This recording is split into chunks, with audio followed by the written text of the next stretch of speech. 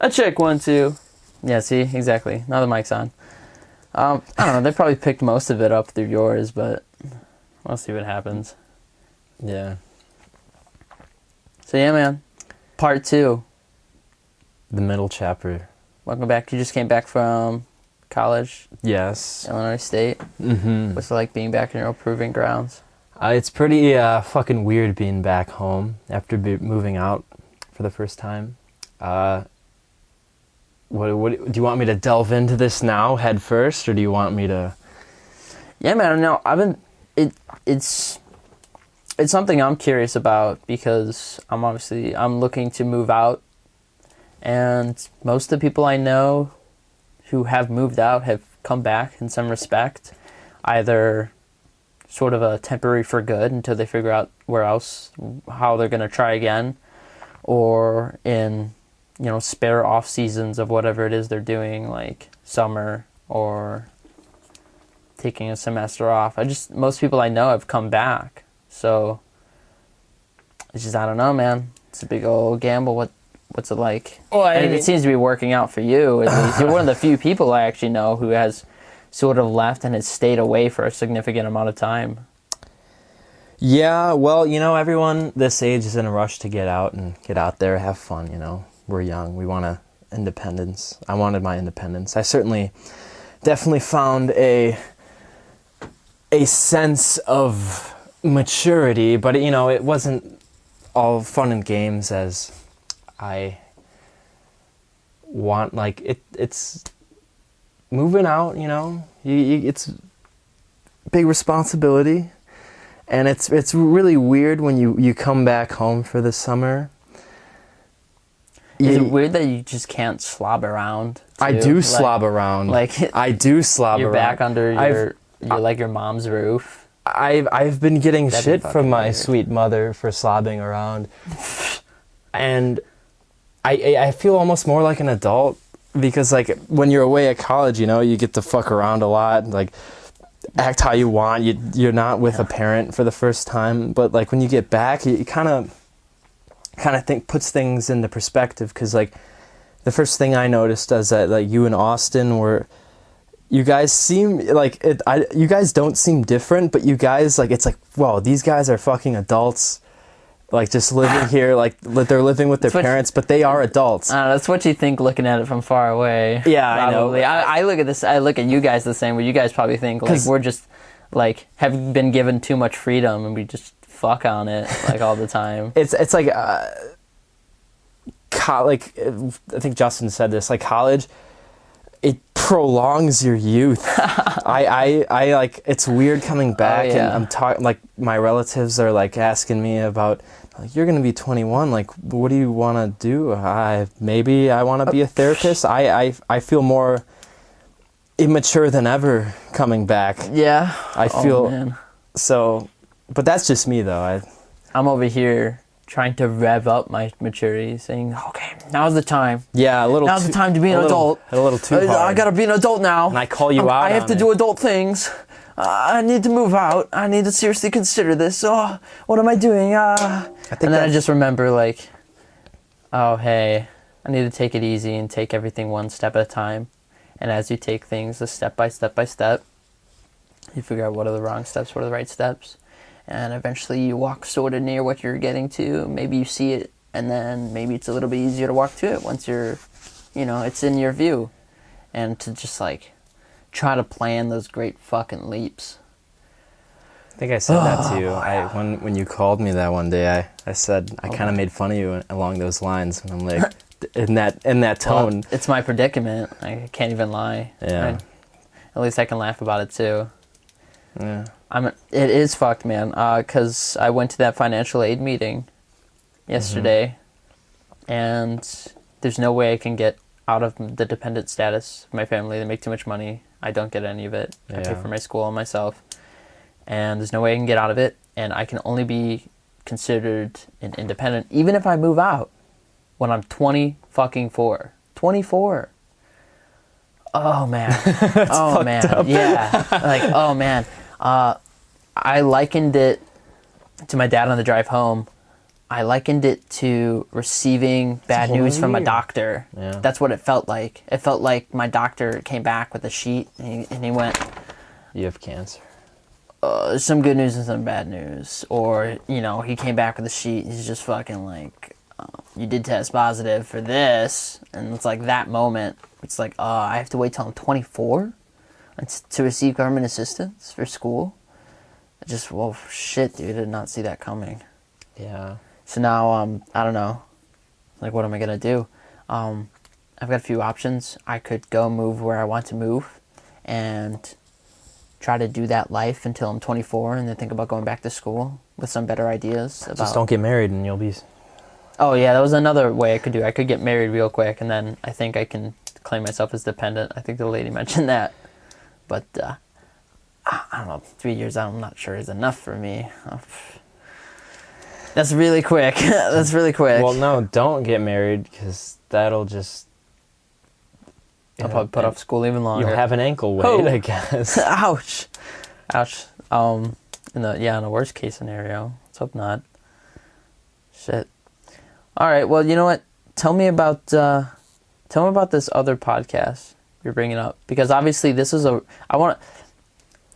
the second you told me about it, I was like, yes, I want to talk about that, because this is a really niche practice. I mean, I'm already involved in photography. That's a pretty niche practice, but making podcasts, long form discussion recordings, that's even way nicher than the stuff I do with my camera, like street photography. So I don't know, tell me about this other podcast. I mean, you think it's weird that there's another podcast in our town, or do you think it's like pretty natural for, what is it, Brett is operating it? Pretty natural for him. I mean, he is an artist, right? He makes music, plays in a band.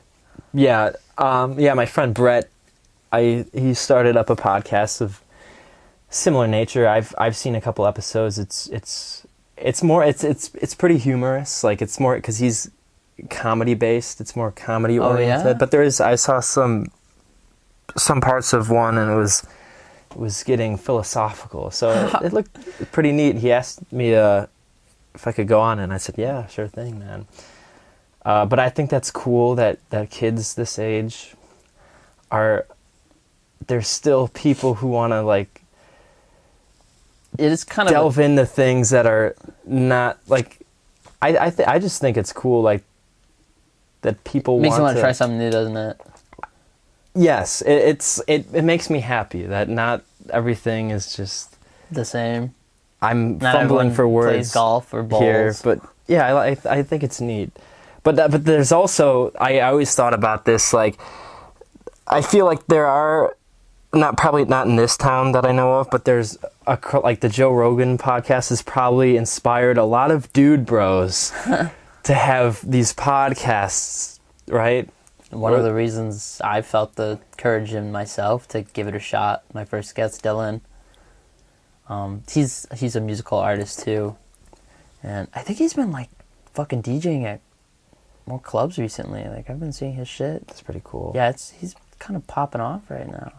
It's going really well for him. Anyway, I don't know, man. I mean, I know Brett because he's in a band, obviously has audio experience, and it's like, if he's listening to podcasts too, it's just, like, so easy. Like, we pretty much already know the systems they're working with. It's not really that hard to do it also. And, you know, I was working with my camera and audio work when I was making and recording music. Oh, what the fuck? I guess we're all doing music. That's weird, man. Rogan doesn't do any music. But I don't know, just the familiarity with the audio work and editing and all that really wasn't, you know, it's in the same paradigm of digital work, podcasting, but it is definitely one of the more rare. It's art. I'd say so. I'd say it's art. Bold of you to assume your podcast is art. Cool. Oh, well, because I'm producing it, it's art. I can tell you that much. I try to make it so. It's really interesting that his is more of a comedy based thing.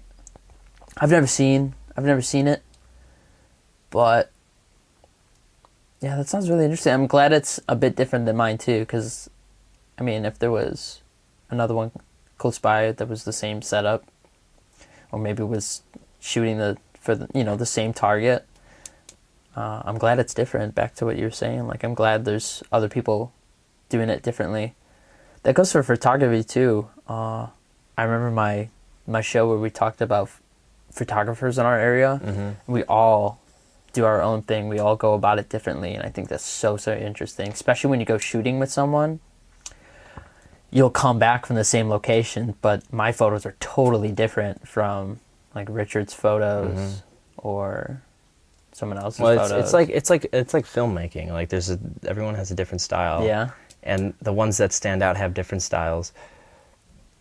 The ones that don't just try to emulate other styles. Yeah. Yeah. You know what? Like, and obviously the core principles float the boat. But hey, if you made a podcast, what would you like your podcast style to be? It would be. I thought about this for a long time. Have you? And I think I it's feel like lots of young dudes have. Yeah. Now. It would be a satire of a podcast, and it would be called The Bro Dudes, and it would be satire. It'd be like a bunch of dudes on there just talking about deep philosophical things, like dude, like what if this whole time, man, like when you trip, that's reality. Oh, okay, so you're trying to capture the essence of four bros on the floor about 1 a.m. intoxicated in a bottle, and then you want to record that, or like a bunch of guys that like saw Joe Rogan and think that's like, well, let's have intelligent conversations, like we're smarter than everyone else, and just having that, but ironically, like it's not being. Yeah, I get it. I think that'd be hilarious, but I don't think anyone else would think that's hilarious but me. I've noticed that as his particular podcast is getting more attention, I've been seeing more of that face value I've been seeing more taken away from that show at its face value. What I mean by that is kind of what you're satirically making fun of there. I've seen people, I mean, obviously he endorses things like legalizing lots of drugs, including psilocybin mushrooms. He talks about his DMT trip. He talks about this diet, that diet. And as it's getting more attention, I'm seeing more and more headlines just pull something face value, like straight out of that podcast. And I don't know, it's weird because when you spend so many hours engaged with that content, you see straight through that shit like it's nothing. Yeah. It's fucking weird to see it like kind of proliferating for the common person who doesn't know about it. And it's just like these easily edible bites for them to sort of understand the face value content of that show. It's fucking weird, man. Especially as a journalist, just to see all that. Oof. There's something really interesting we discussed recently in my journalism class called backpack journalism. Mm-hmm. It's a 21st century term for a journalist who writes, records, edits, markets, and outputs a content. And that's everything I do with all of my content. I was like, whoa, I'm a backpack journalist. And, obviously I've also taken my shit in a little fucking backpack and gone across the country. Literally. Yeah, I've literally backpack journalisted shit, and I might do it again. It's just like, I didn't even know there was a word for that. Yeah. Yeah, there's definitely a word for that. That like totally changed my view. Now I have an idea, a concept to sort of now it makes you want to lean into the role even more. A little bit. I'm take up on that. Ooh. I've got this title. I'm a backpack journalist. This is my practice. Backpack kind of nice things. A little. Do you follow like any backpack? Now I'm thinking like, are there other backpack journalists? I mean, obviously there are, because that's where I got my inspiration from, a lot of them. Mm-hmm. But I don't know any from where we come from, obviously. Not only are there not a lot of journalists around here, but there aren't a lot of backpack journalists who spend their time telling stories for no monetary value. Like I do. I thought about journalism. That's why I like photographers. Yeah, you thought about journalism? Yeah, but I didn't think about it. It's with the photographer thing, it's like anyone could claim to be a journalist. Anyone could claim to be a photographer. filmmaker, like a musician, because like Yeah. everything's available right there in your pocket. So, Yeah, definitely fucking today's age. but when you say You can do anything on photographer, a cell phone. you mean the people who take the art form seriously. Yeah, there's definitely more discipline in the group of people I'm referring to. So I can't take a picture of the sky and put on an Instagram filter and upload it. I wouldn't. Is that You're art a photographer at that point. That's hard, man. I had people in my college photography class who used their cell phones, and it just shows like what an interesting fucking day and age we live in. And I don't know, it's hard to discredit them or to say aloud, you're not a photographer. Your craft isn't disciplined enough, or your equipment isn't almost different? ennobling the fucking principles of photography, like sharpness and composition as well, through your hardware. It's like how do you say that to someone? And you gotta fucking start somewhere, man. I started on my fucking cell phone, so it's like, can I really fuck on them too much? I started taking what I thought were, I did at the time. I said these, to me, were artistic photos, and I thought they had artistic merit and value to them. Yeah, sure. You know what? All fuck art it. is subjective. You take photos on your fucking cell phone? Yeah, sure. You can be a photographer. Why not? Man, how many of today's most famous photos are taken on cell phones anyway? A damn lot. Yeah. Especially the ones that make the rounds. Anything viral? But not for artistic purposes most of the time, would you say? Not for... Yeah, but I don't know. You think you can accidentally make art? I do. Yeah. For someone else? I think you can accidentally make art for someone else. It's subjective. Exactly, that's what I'm saying. It's like there's no way to put a box around it. I don't think you're going to be able to put a box around it. It's the ultimate slippery slope. Yeah. But I don't know, man. How do we even get to that point? I don't know, man. Wow, that was the ultimate train of thought right there. We're just chugging along. We're getting off script. Yeah. Back to this other podcast, because I want to know more. Well, I don't know that much about it. I just know my friend had just Maybe recently... we should give him a call. He recently just started it up. Because that sounds exciting, and if there's a potential for us to do something, make something like a crossover. That would be so. How about cool. when I'm on it, I will be the in between. Oh yeah, I'll be like, hey, my friend. Brett knows who I am. I mean, we've had common friends. Obviously, you like I've hung out around him at some either this occasion or that before. Like I know I've seen him around. That would be cool. It'd be the biggest crossover event. Tried to go see them at what's that fucking Penny Road Pub? Isn't that where he used to play in high school? Well, I don't know where. Well, I tried to go see him a few times, but I was always working at Fuddruckers late, so I never had the time to go. Fuddruckers. Yeah, back then, like 2016, maybe. It was a long fucking time ago. Years, so long ago. Tell me this, man. We've had contention lately, since you've been gone, about trailer watching. Oh.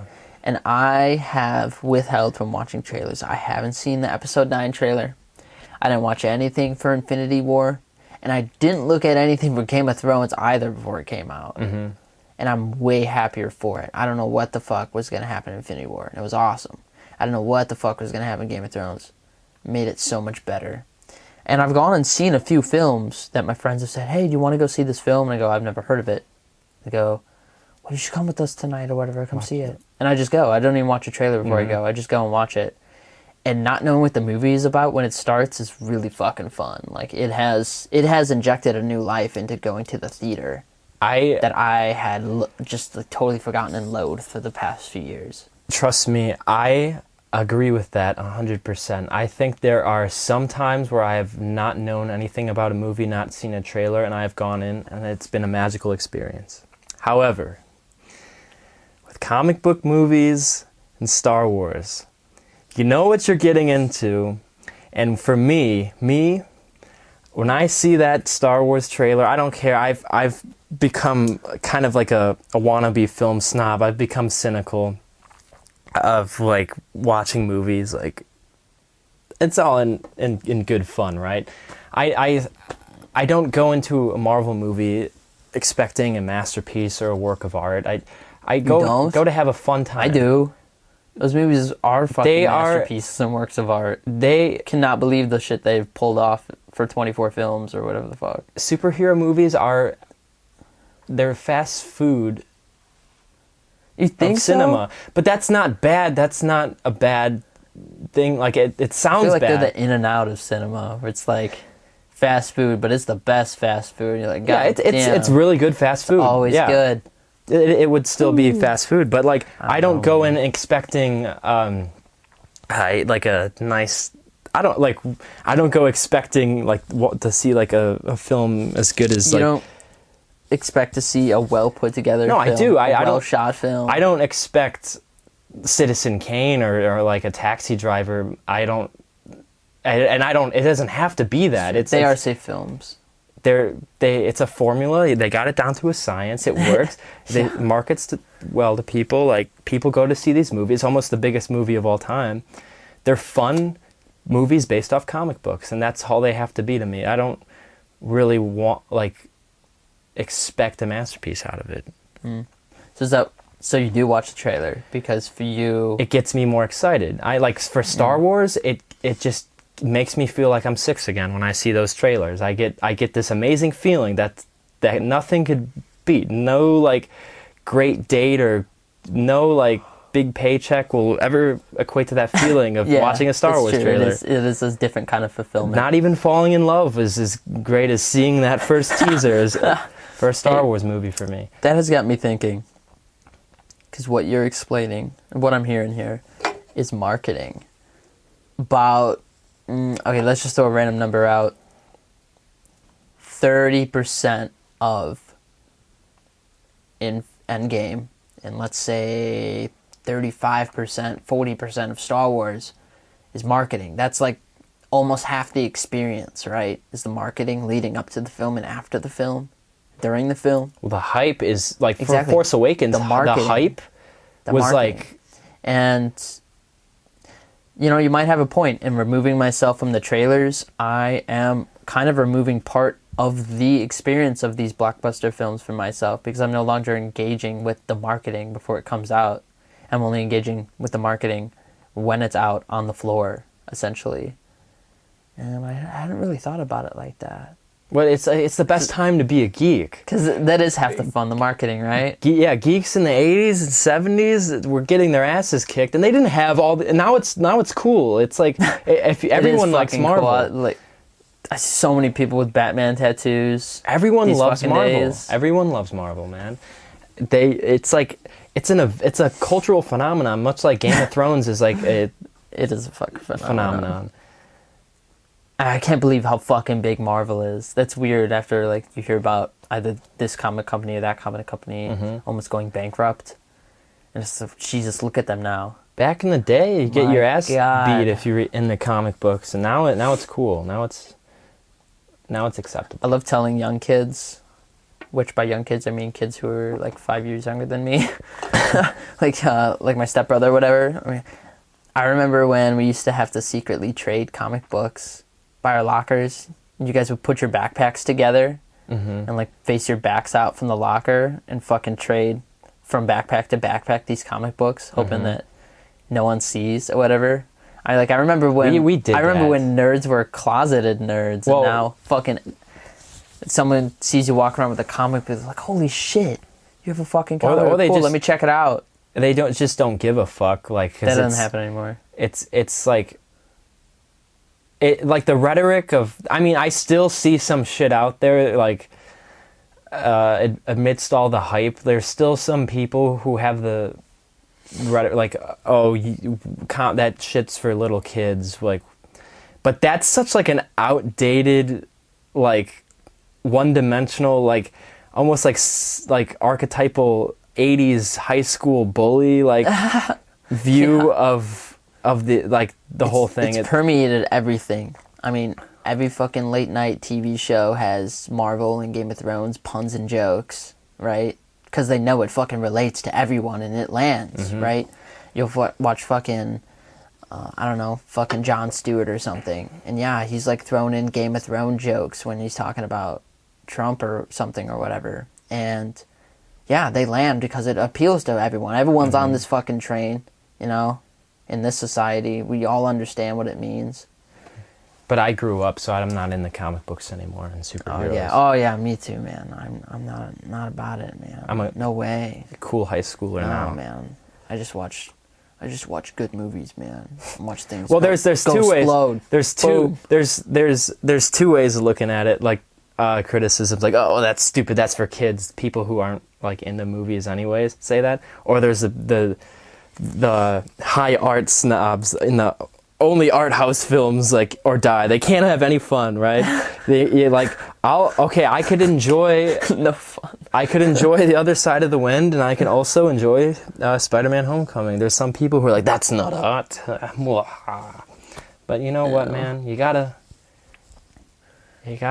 Just the marketing that we were talking about for Star Wars and for these Marvel films show just how fucking different and out there I don't know, if the entire market was a sphere and there was spikes coming out of that sphere, and those spikes were, you know, common themes, motifs, practices of these genres or whatever, the fucking 40% marketing blockbuster film, I mean, that's time tested. It's not really going away. And it's a big fucking spire on that ball. Who do we blame for the blockbuster? And, yeah, I mean, art films are sort of on the other side. Like poles on a planet, almost. And that one's shooting way the fuck out, too. But there's still, like, electromagnetism between those poles. All throughout the whole thing. I've thought about it like that. I don't know. It's just silly to either be north or south about most things. Yeah.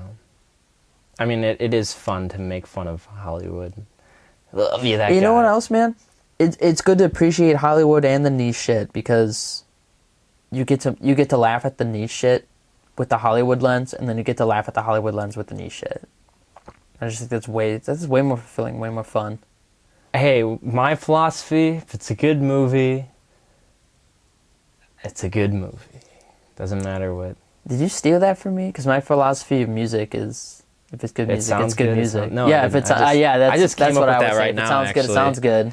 If you like it, I like it. I think I said that to Dylan on the very first episode. Oh, I didn't watch that. Our first recording. I think I said that exact word to him. If it sounds good, it sounds good.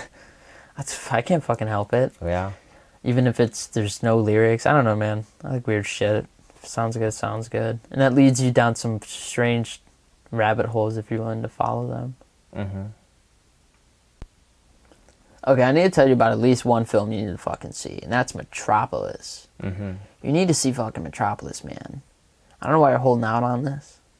It's very daunting. It is gorgeous. Isn't it? It's a silent film. Is it? It's a silent black and white sci-fi film. 1929. And it's fucking incredible what they did. It's so weird. It's like the aesthetic of it is so retro out there. It's something like BioShock. It's something like it's Shakespearean, man, because the people have painted powdered faces and like fettered collars, and they live in like this, like way before the 60s minimal futuristic aesthetic came around. Mm-hmm. That's the movie. It's fucking weird.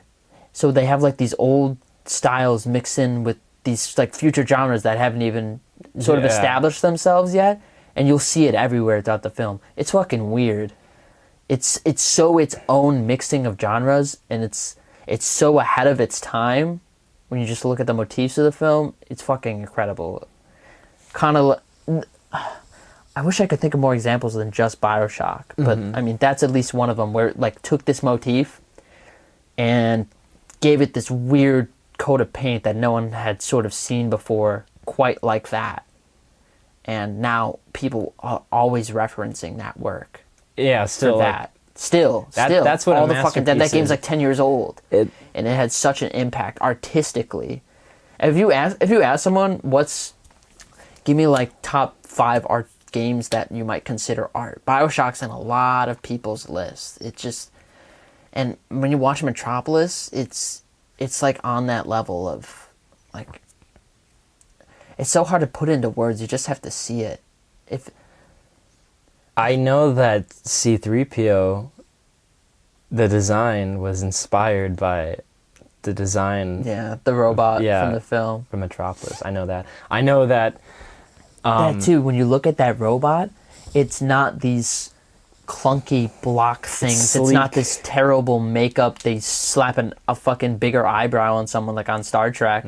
Fucking 40, 50 years later when that's made, right? This is a super duper old work, and the makeup and the costumes of the film, it's just phenomenal. You need to see Metropolis. I want to. I know. I think it's on Canopy. It's really Shakespearean too, because the film is silent, it relies really heavily on blocking the scene to keep your attention. So they'll have scenes that are split right down the middle of the frame, and they'll have something on the left side or on the right side. Action on the left or right. Or they'll have crowds of people that are working simultaneously, but also in harmony. It's hard to explain, but they use motion to keep your attention because there's no sound. Well, there's sort of a shitty soundtrack, just orchestral music and shit. And that too, that also adds to the sort of Shakespearean feel of the film, but it's mixed with these 60s aesthetics. That happened before the 60s. And these post-apocalyptic aesthetics that would work their way into so many other things in the future. It's fucking weird. You gotta see it. The thing you said about the split screen there. So I haven't seen the film, but there's split screens. Are like one. There's like be action happening in one, and there would be something else happening in the other scene. Or it would be like this. So you have a group of workers. And I don't want to tell you too much about the film because you should just watch it and figure it out for yourself. Let's say they have a crowd of workers. It's this famous scene. You probably might even have seen it. And one crowd of workers is going into the factory to work for the day, and the other group of workers is coming out of the factory from working their day. And they'll split the doorway into the factory right in the center of the frame, and they'll have the left group march in where they're all stepping at the same time and rocking left and right into the factory, and then they'll have the other people on the other side rocking left and right, all stepping together walking out of the factory. So they have this cadence in the steps, and they have this symmetry in the shots, and it shows how monotonous, without words, it shows how monotonous their work is, their expressions, they have none. It shows how unindividual they are because everyone's dressed the same. And, it shows visually what it's trying to tell you. And that's the whole film. The whole film is just show, don't tell, for the most part. I mean, they do have title cards where they literally show don't tell. Some key words that they need you to hear. But even that shit's almost show don't tell because you're fucking reading it. It's such a strange film. You need to see it. Interesting that you say that. I would assume, given the film came out in 1929. I don't even know. I would assume that's the first time that split camera work has been implemented in film like that. So I like Samurai Jack, one of my favorite shows. I was always a fan of the split camera work they do. Genndy Tartakovsky. I think he's the director of the whole series, but there's split camera work, and there's like what you said about the workers. There's like a similar sequence in one of the episodes. I wonder if that's inspired by that, because I know it's also inspired by Kurosawa and a lot of things from the past. So like that would be cool if inadvertently or like if it did inspire all of these works that are still coming out today and of recent times. I gotta say, so much stuff has to be inspired. Yeah, from I would without a doubt. When you see what they put on film in that movie, just from the sprawling cityscape with a million highways and We see like this autonomous, sleek robot. That's, and also when you just see, I mean, it's a story about capitalism, and it's a story about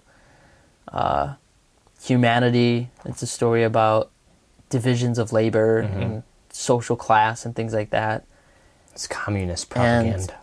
And also it's like doomsday, like Viva la Revolution film. And it's just the way they go about it. It's just, you'll see so much stuff in that film. You can't even fucking, like, where do you even start? It's crazy. And yeah, I mean, I've been diving super into the Kurosawa films recently, and Metropolis is definitely within that super fine, sleek style of that Kurosawa does too. When it comes to the blocking and the writing, just everything is excellence, just the way it should be. It's both experimentally its own, but it just works so right that you would think that they're adhering to some super strict principles of directing. Especially back, it's fucking then. Weird. That was like before, like now it's you pretty much do whatever you want because there's so many people like Lynch, like Kubrick, like there's been so many people that have revolutionized film permanently, irreversibly, like the Wells and all that. But back then it was, I don't think it was a strict set of standards, strict set of rules. I would imagine they would have to stick by in order for a film to work. You know what I'm saying? Like experimental wasn't obviously worked for Metropolis, but I don't think directors would try to be like experimental as they can be back in the 20s. There's a theatrical nature too missing from modern day film. Just bringing it back to the theatrics of Metropolis, it's, once you see the editing of the film, it's edited like you're watching a theater show, because obviously back then they couldn't move the camera very fast. Well, back then they couldn't move it much. They couldn't really get it fucking wet, shit like that. They needed the lighting to be fucking superb, right, so you could see everything. And you know, from shot to shot, the editing's slow, man. It's like, and when they do move shots, it's from one static place to another static place for the most part. And yeah, man, in that way it does feel very experimental in the content of the film, but also feels very standard, almost by the shooting. And from its theatrical nature, it's hard to, like, I don't know, man. You'll see a set where it has multiple levels and they have actors in the background all the way to the foreground doing like the same actions. It's very theatrical. Well, like, and the theater was big back then. Like a lot of a lot of theater directors were, I would assume, is related to directing pretty like much. That way closer than they are now. Theater was back then, you know, like they're those people's cinema, like going to the movie theaters, or going to the moon, isn't it? What going to the moon? Whatever, that I've the seen that. One I'm talking about. It's like I've seen it on YouTube. It literally is a recorded theater show. Yeah, that it's pretty trippy. Have you seen that? That shit is fucking trippy. It scared me. I saw it it was like on YouTube. I've seen it a few times. And that's funny. Cool. I was gonna mention that earlier because we were talking about Metropolis. I wonder, did they come around the same time? I'm assuming so, like within the same decade. But what came Probably first? Within the same decade. I don't know what came first. I don't know, man. And then they have the orchestral music in the background too. It's just strange, just theater movie, futuristic, but also old orchestral Renaissance music Viva la Revolution thing you've ever space. seen. It's fucking crazy. You gotta see it. I like that orchestral music in space. I wonder who else did that. Oh yeah, I can name one. I don't know. They don't go to space in Metropolis, but you definitely get that like Frankenstein feel of it, where it's like science has run amok almost. Yeah, just hitting on those future science fiction themes way sooner before they came very prevalent. It's the way that science fiction does. Exactly. Okay, let's talk about this little fucking guy. I've got a little Buddha here. Tomorrow we're going to Blue Lotus Temple in Woodstock. For silent meditation. Thoughts before going in? I'm nervous, man. So like, these are westernized, like these are monks, but they're not like monks. You know what I'm saying? Like, I know what you're saying. Meditation has always been a sexy, attractive thing to me. I've always wanted to delve into it. I'm always a stressed out, anxious person. I am addicted to my phone. I have just spirals of thoughts, and meditation has always been like that special, crazy, cool life hack that everyone's been trying. I've watched podcasts on transcendental meditation. I've heard people talk about it. I've read it online, read all about it. It cures everything. It cures your worries. It cures your... The Western version does promise a lot. Yeah. And that's because the Western version is marketing. It's a marketed version, which is kind of a fucking shame. It cures your worries, your troubles. It gives you fulfillment. Yeah. Everyone wants to sell you the cure to everything. That's the point. But I'm sure it isn't. I'm sure it is profound.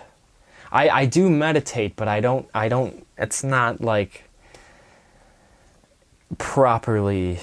I get distracted after 15 minutes. I'm like thinking about shit and like oh, I wonder what Corey's doing later. Maybe I'll hang out with him, or like wonder what this test I have to do, or like it doesn't. Wonder if anyone's texted me in the amount of time. It's not like true meditation. It's not what hopefully I will experience tomorrow. It's one of my big concerns about this place too. I've only been in there when no one was in there. I just went there by myself. I read some of their texts, looked around a bit, because I've been thinking about going for some sort of session of some sort, just because I've actually been to a Hindu session. I had to do it for my world religions class. I also have been to a lot of Catholic masses because my family's Catholic. I've been to Protestant masses. I've went to a Latin church once, and that was what a cool experience. I mean, the fucking food was awesome, and there was so much spirit and so much soul. I'd imagine what that would be like. I don't know, one of those like mythical inner city churches you hear about where it's like they're really like a bedrock of the community. I felt that shit in that Spanish church where it's like where I go to the churches out here, like the Catholic churches, and I just feel like the dread hanging all over all the old people in the pews. Yeah. Like, I don't know, man. Looking for relief. This is depressing. One place you'll never catch me is church, but you will catch me at the Buddhist temple. Yeah, I went to that Spanish church. They were having a fucking party. Why'd you go to a Spanish church? Oh, my mom had a coworker. She worked with a coworker. Her name was Patricia, and I think Patricia's like Noe's aunt or whatever. So that's how I met Noe, because I used to go to my mom's work. And Noe would like be there too, because like she wouldn't want to leave Noe home, and my mom wouldn't want to leave me home. So I hang out with Noe or whatever. Be like, I didn't know that. I don't know, do whatever the fuck. And I went to her church once, her like Spanish church, and it was like a party. Hispanics cool. like to I don't party. think we're gonna see a party tomorrow. Hispanics love to live it up. It was cool, man. I know from experience. It was cool. For those of you watching, I'm Hispanic. I'm pretty sure I saw some kids there too reenact the death of Jesus, and they were like all dressed up and all this shit. It was wild. Oh, Jesus. It was wild. Yeah.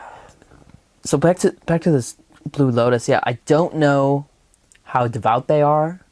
I don't know how much of a marketing scheme this is, right? Because obviously that varies from church to church, from religion to religion, region to region.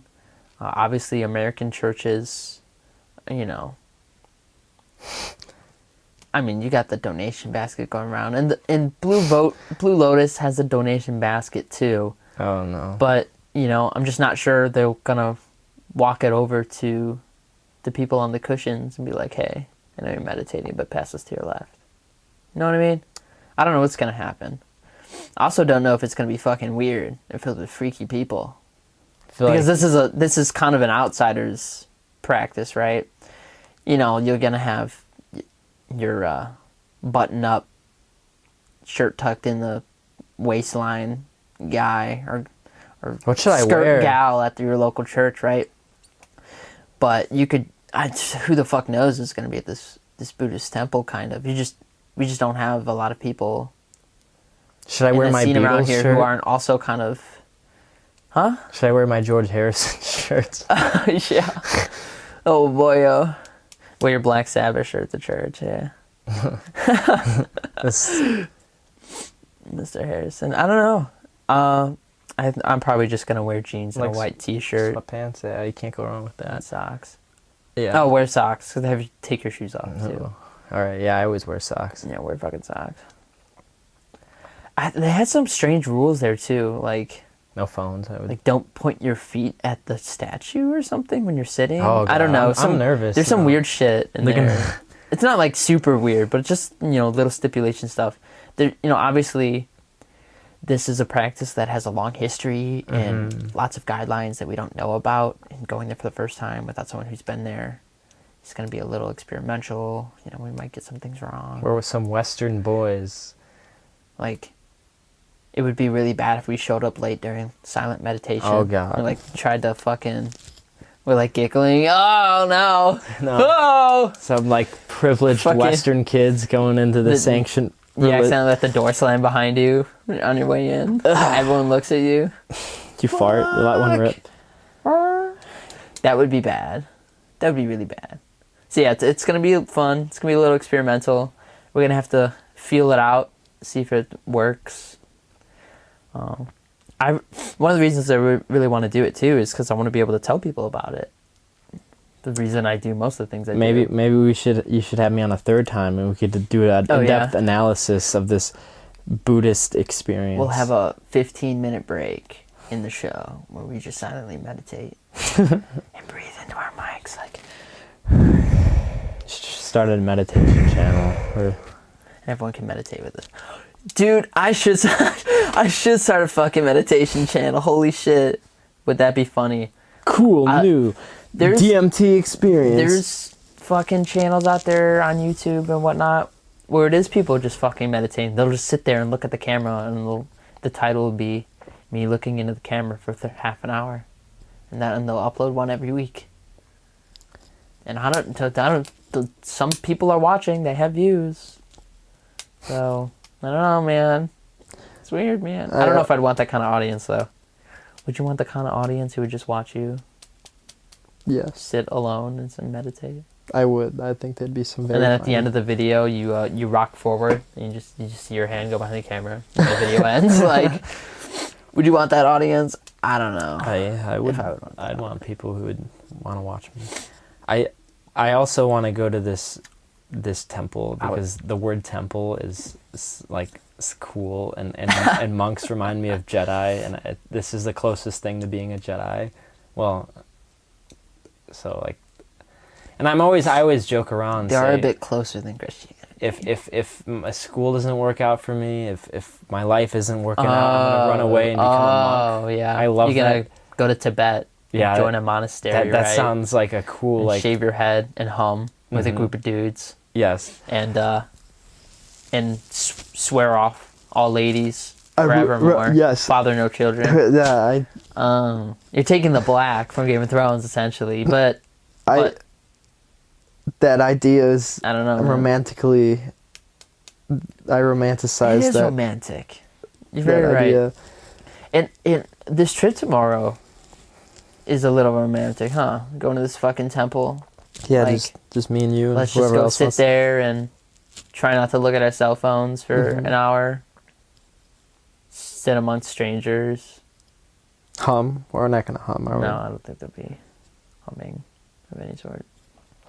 The description online also says that they're doing... You have to pay to get in? Like, no, I don't think so.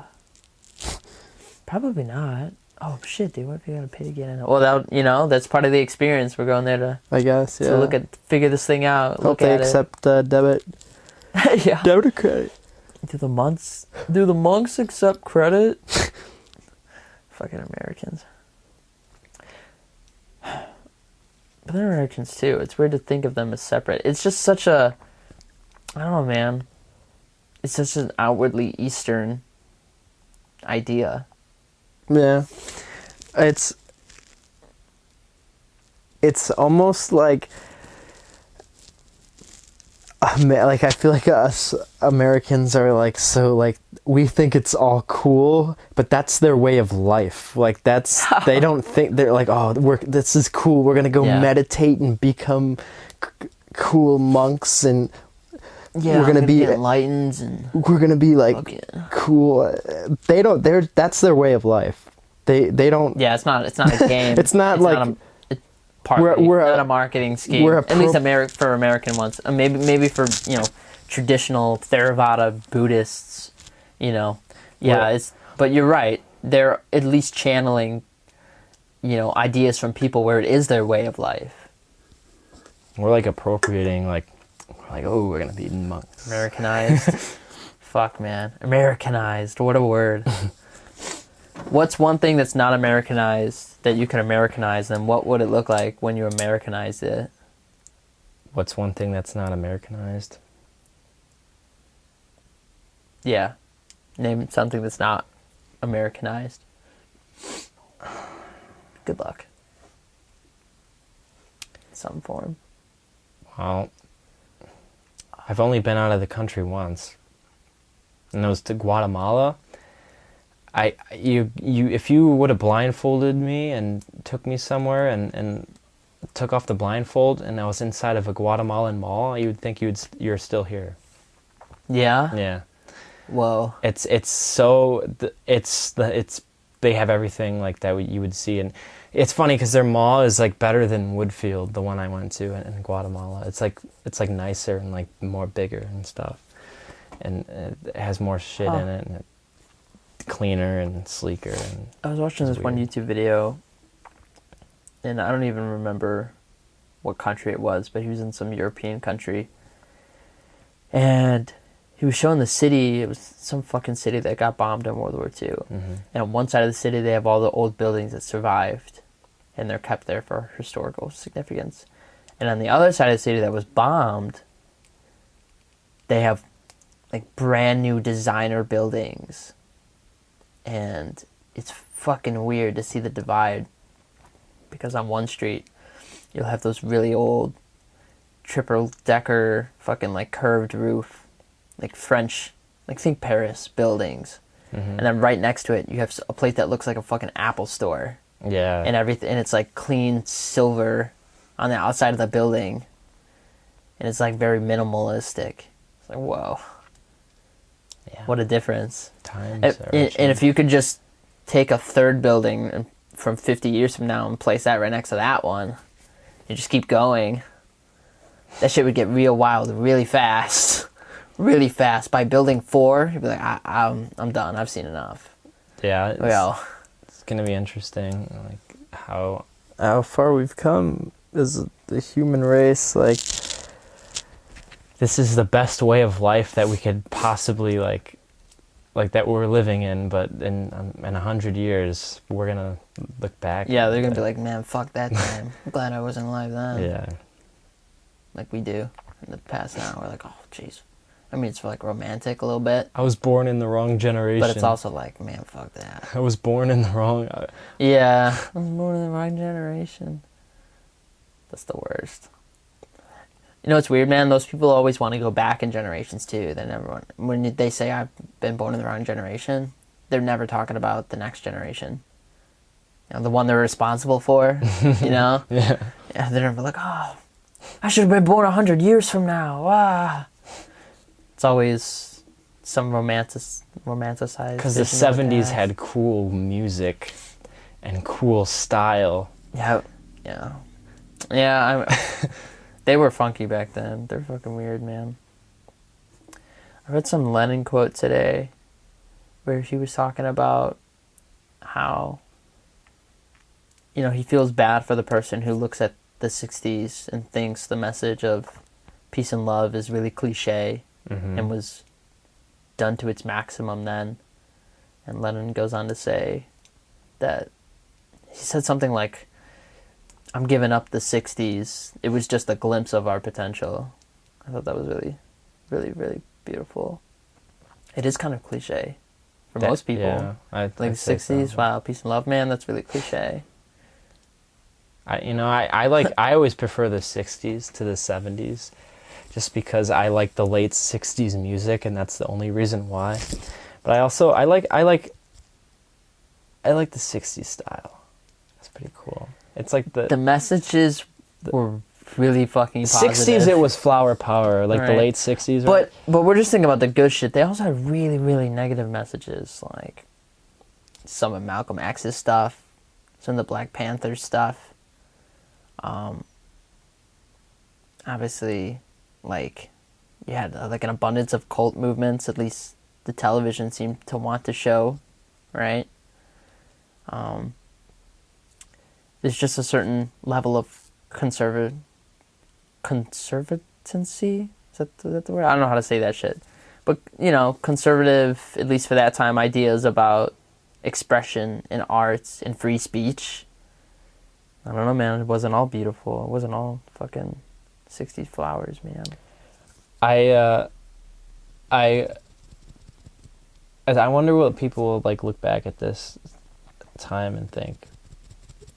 You know why else people really like the 60s? Because it was a war the people fought for themselves. Power to the people had skin in the game because it was a domestic fight. And, I just read Tribe by Sebastian Junger. I don't know if you've ever heard of it. But it's a book about how war brings people together oftentimes, and that how, there's still all these strange statistics about conflict. Like when a city is being bombed, suicide rates go down. Violent crime, though you would think it would more often go up, and people would become like anarchistic without the police force and shit. When collectively they face a threat, they work together without those systems in place. Pretty, in a better fashion than you would imagine, and that's what the whole book is about. And domestically, when the Americans in the 60s were fighting for more rights, fighting for better representation, fighting for nonviolence, I mean, you don't need federal oversight. That's something the people felt they could do themselves and proved it. Showed it. It was their it was their fight. It brings them together, and that's really romantic. And there's totally going to be a more concrete feel of belonging to the people who have something to rally together with. Not really like today. Most people try their damnedest best not to, at least if they're, I don't know, man. I feel like a lot of people who are sort of in the know about, who's in this group and who's in that group, what's left, what's right. I feel like most people who have been engaged in that for a while and don't have like money in the game think it's best to not associate yourself with groups, because when you do, you add your voice to that group's voice, but now your voice is gone because that's the group's voice at that point, and you're just a part of it, In a lot of ways, it's easier to have your own voice because then you can always represent yourself. Eloquently put. Yeah, I mean, I don't know, man. It's kind of fucking silly to toe the line on the left or toe the line on the right these days. I mean, everyone's fucking sick of that, aren't they? There's nothing I hate like American, like the online American politic. Like it pulled a lot of them out of the woodworks because it makes it anonymous. To an extent. Hate online like political. Like that's another part too, man. I mean, everything is so fucking divisive, and we've just seen it go on for so long. We've had television and radio and newspapers and the internet for so long. how can you just not see the groups, the pockets and the groups of people here and there? Everyone's so separated and everything's so divisive. Shit, man. I'm not brave enough for politics. I don't know. Maybe then. I don't know, man. I'm trying to figure out what I'm trying to say through the 60s. I don't know, everyone, back then, they're just... Amazing music. They fucking rallied together behind these messages and these groups. Some good movies. And then you look at our last election, fucking no one wanted a part of that. It's like, was it piss soup or the turd sandwich? That's what it was. How South Park put it. Yeah. Piss soup or shit sandwich. I'm dreading the next election, like the online craze that's gonna be upon us.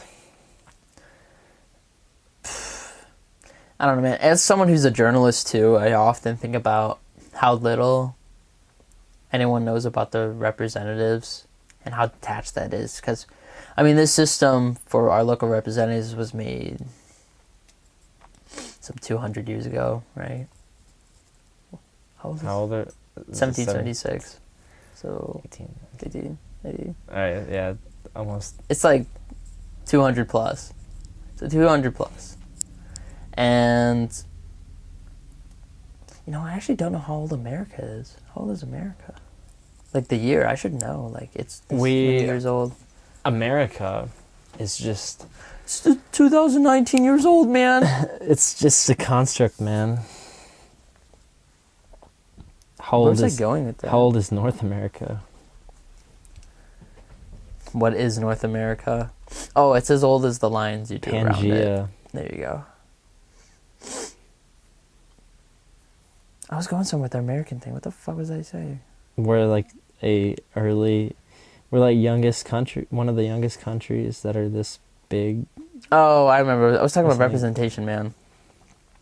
Yeah, I mean, fucking, who's your local representative, huh? Who's the mayor of this town? I don't fucking know. You don't fucking know. The mayor is Bob Sauce. Here in this town? Sass. Okay, well, you're number one. He was the mayor when we were didn't we shake his hand when we graduated? Oh, dude, that was in 2016. I know that's probably not the mayor anymore. No, like the mayor, like when we were in elementary school. Oh, really? Oh, shit. He was bald. Yeah, no. Shook his hand. Okay, well, maybe you're not number one. But here's what I'm saying, man. Obviously Rogan's talked about it. It's just like, you have one guy in the presidential office to run all that shit. But I don't want to get into all that. Yeah, that's obviously a ludicrous federal position, the presidency. It's fucking like ludicrous by today's standards. Mm-hmm. To have all that responsibility and the fucking military under one person's jurisdiction like that, who doesn't even have to be a soldier, might have zero military experience, like a businessman. But that's not what I'm talking about. I'm just talking about representation. I just feel like most people hearkening back to tribe and hearkening back to the 60s, these people coming together. Fucking, I just don't feel like that community is around anymore. I don't know if that's the breakdown of the American fucking family. I don't know if that's divorce rates being fucking astronomical. They're all dead, or I don't know, man. Old? I just feel like everyone's fucking looking out for themselves. I don't know if it's /r post-capitalism on Reddit. I don't know what the fuck, man. I just feel like there could be more connection in our communities and with the people who represent us. Because everyone's on their damn phone. Everyone's just trying to fucking live. Everyone's just trying to fucking put food on their table, living paycheck. Fucking like 78% of Americans live paycheck to paycheck. And as a journalist, when I'm looking at all this shit, and as someone who's rather spiritual and philosophical and an artist, and I just look at all this shit, and I'm like thinking about the human condition. I'm thinking about art. I'm thinking about, what can I say? What's my message? What story can I tell? What story am I seeing in my active life, which obviously influences my art and my journalism? And I just look at all that shit. It's fucking disparaging. Isn't it? I feel like it is. But when it's disparaging... It's like, just how do we reinvest in this, and how do we rework these systems where I feel like my local representative actually fucking representing me? You don't. You walk away. Who the fuck has time, man? Who has time to go figure that shit out? Who has time to go meet with those people? As I was saying, back in the day, young America, maybe you got to meet those people in your fucking community. Because no one had their phones. But no, you don't even have a reason to leave your house anymore, man. No. Fucking, you don't even have to if you do it all right. If you have an online business, you work from home, you can get everything fucking done. You don't have to leave. You just have to pay the Piper and fucking not break shit. Not break any laws. Knowingly, right? That's all you really have to do. And I don't know, man, when it comes to this representation and fucking just how the internet has ramped up and compounded group viciousness, these in-group, out-groups. Mm-hmm. Just how separated everyone is through it all. It's just like... We're connected, but separate. It makes me want to go to the Blue Lotus Temple. Connected, but separate. And tomorrow we will be you connected and together. I don't know, man. You might feel real separate. We shall see. We'll just have to go and find out. What time was that? I think 7:30 p.m. Oh, I thought we were going to say 7:30 a.m. No, it's at night. Something like that. We'll get there. We'll figure out. We'll see. So tell me about working at a movie theater, too. That was also something I want to ask you about. How was your time in the theater? I've always wanted to at a movie theater. What do you want to know? I got the tea. I will not mention the theater. Oh, of course. Because I think it was when I got hired. You can't like public a lot of jobs. Obviously, you can't publicly, thrash that job if it sucked. They said I can't do any journalistic. I can't. Yeah.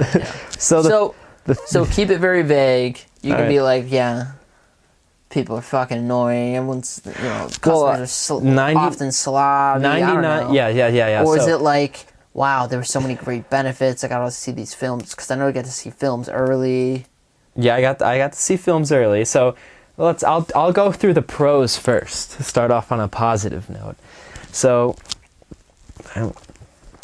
the seeing free movies for every shift, pretty much they don't care. So every shift you got a free film? Yeah, so it's pretty much unlimited free movies because you're never going to go over. So that was wonderful. And you bring your free drinks, free popcorn. It's great. 30% off all like the kitchen food stuff. This should be free, but whatever. They got a business to run. It was great. It was fun. Sometimes it was fun. Like when you're working as an usher and there's nothing to do, you just fuck around. Awesome. I always love fucking around on the job. So it was pretty chill.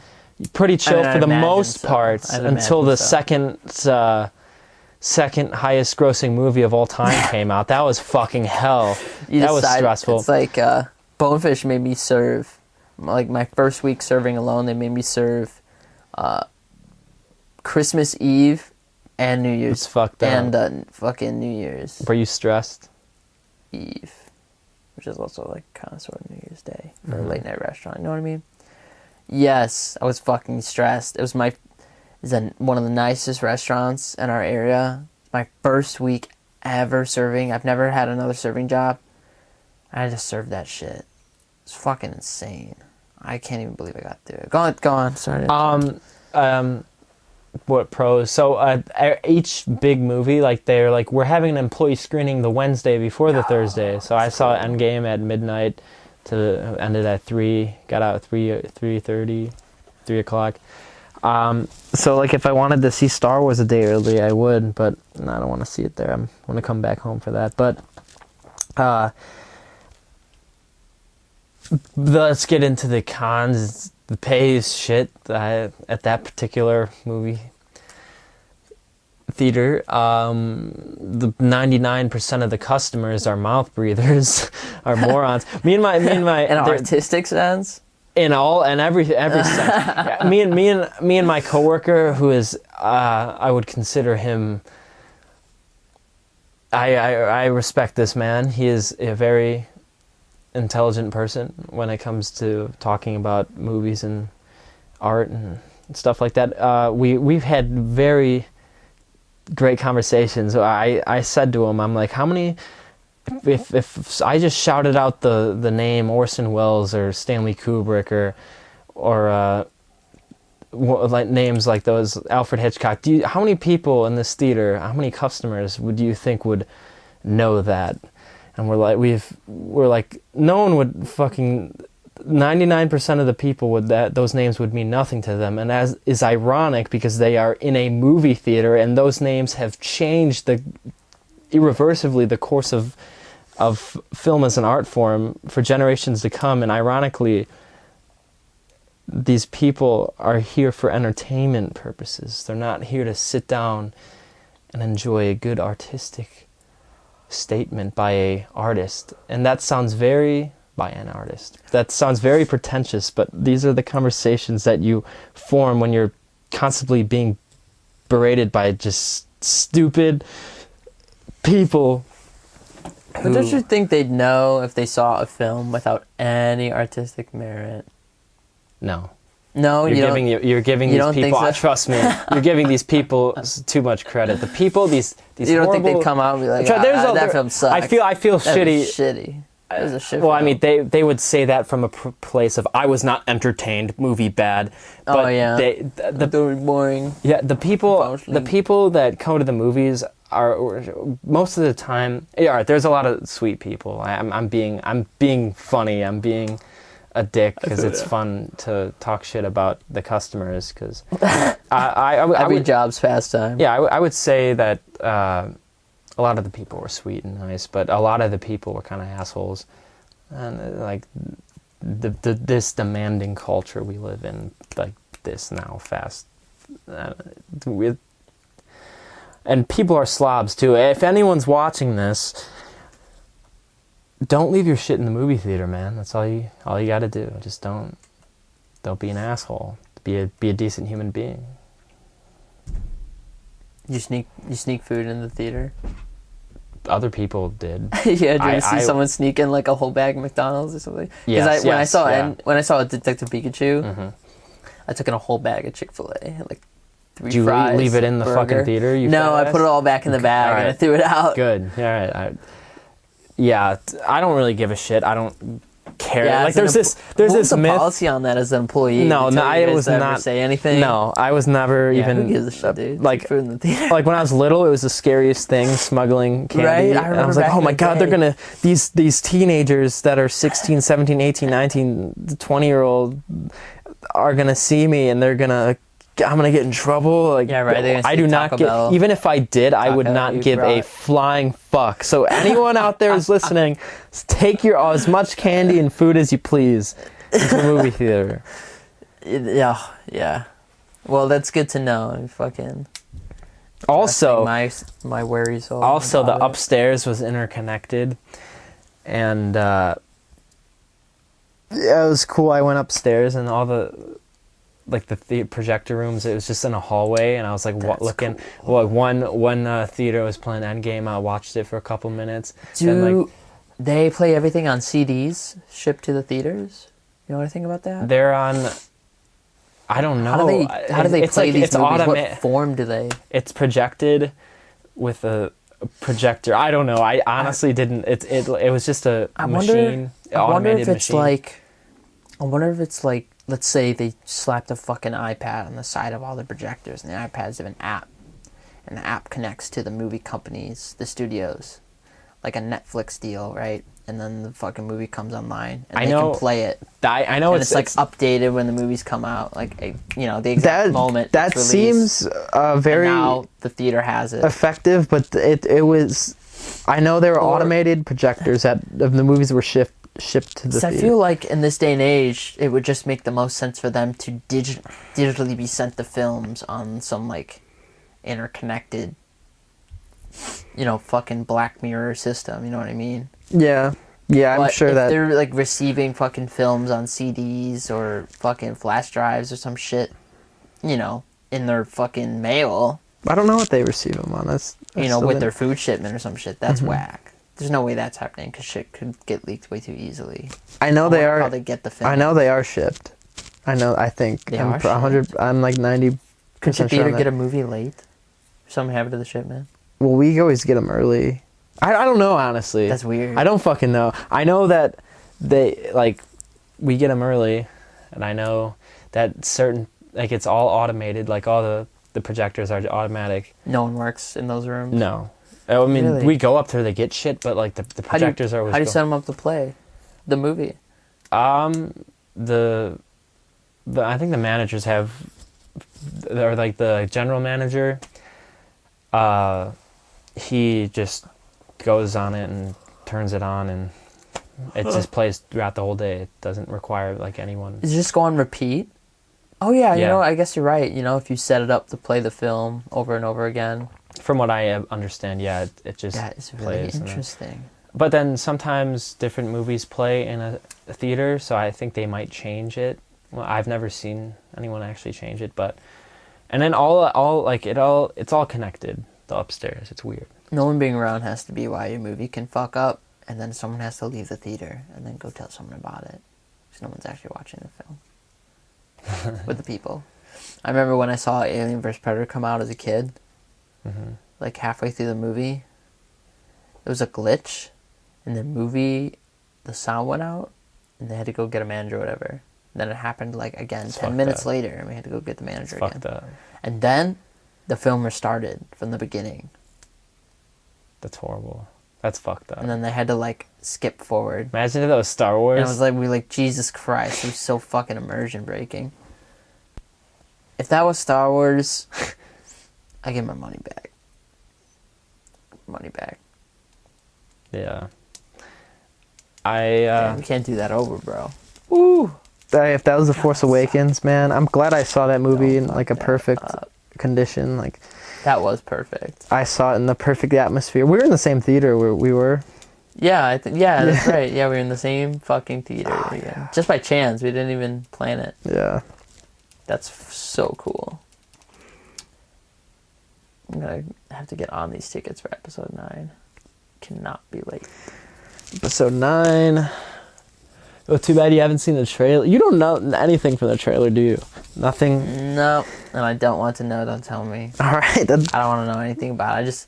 Because I'm so sick of, again, the marketing. Just the community around the marketing for the last film, before and after, was just so fucking annoying. It's so fucking stupid and divisive and just so filled with hatred and vitriol. I was like, this isn't really fun anymore. I don't know what you're talking about. I'm having a fun time. I wasn't having fun by the end of The Last Jedi. I'm having a great time. I'm not a sourpuss. I'm so grateful that I think you've let it go because how scarred you are from The Last Jedi. You're like, I'm letting it go. I let it go my own way. Last Jedi is best Disney Star Wars film. Better than Solo? Yeah, Solo is Force Awakens? Yes. And I'm a bigger Star Wars fan than you, You're so you're sick. You're a sick individual. My opinion means more. It overrides yours. I'm a bigger Star Wars fan. Yeah, I'm a more accredited artist. So my opinion means more. You would have to. Yeah, this is a lot of people say. A lot of Last Jedi haters say this, that I don't like The Last Jedi, but I think it's the the best directed Star Wars film. Is a common hot take. I think so. I would agree with that. I think Rian Johnson's a fantastic director, and I can't wait for his new film Knives Out. It comes out, I think, next year. Oh Lord, I don't know how to help you, bro. There's no pill that can cure that kind of stupidity. You're speechless. It's like I know that The Last Jedi works for me, and the people doesn't work for. I just feel bad for them. I feel bad for me too. I wanted to like it. I really want to like it, but outside the plot of Luke, Rey, and Kylo, I just don't. I think that stuff. Anything else in that I film. think that stuff is some of the greatest. Even the Leia stuff, I don't give a shit. I don't care. It didn't make me care. I cared, and I love these characters. I think it was great, and I love The Force Awakens. I didn't give a shit. I think that it will still be better than episode 9. Really? Yeah. I think the stuff with Luke... Is it because they have so much shit to fix in episode 9 from episode 8? Like... I think the stuff with Luke, Kylo, and Rey is some of my favorite Star Wars stuff ever. Yes. I definitely agree. I am so in love with everything that happens with those three. Yes, I agree. That part of the film was amazing. I adore it. But the other side of the omelet is burnt. I think the other side of the omelet, like the Canto Bight stuff, I think it's average. I don't think it's trash prequel. You don't think it's, I don't think it's prequel-esque. I think it's average. And then that's what a lot of people were expecting because of the Luke stuff is so brilliant. And that, but I mean, most people who don't like The Last Jedi, their main criticism is the Luke stuff. It's like, oh, they fucked up the character. I think the Luke stuff is beautiful. I think it's beautiful. The Luke stuff feels like a Star Wars film. The whole other side of the omelet, Canto Bight shit, that feels like a Disney film. I think it's fine. It feels fine. That's looks the biggest, like a Disney film, and it feels like a Disney film. So more than the Return of the Jedi Ewok stuff. That shit's worse. If you rewatch Return of the Jedi, that Ewok shit is worse. So fuck you. Also, I think that stuff.